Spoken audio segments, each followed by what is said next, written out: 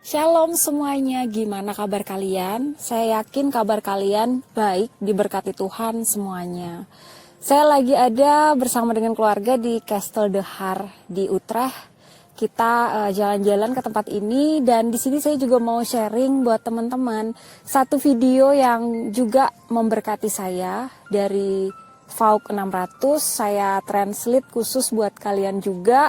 Semoga ini menambahkan pemahaman kita lebih dan lebih lagi tentang kerajaan surga. Untuk diselamatkan itu bukan dengan usaha kita, bukan dengan kekuatan kita.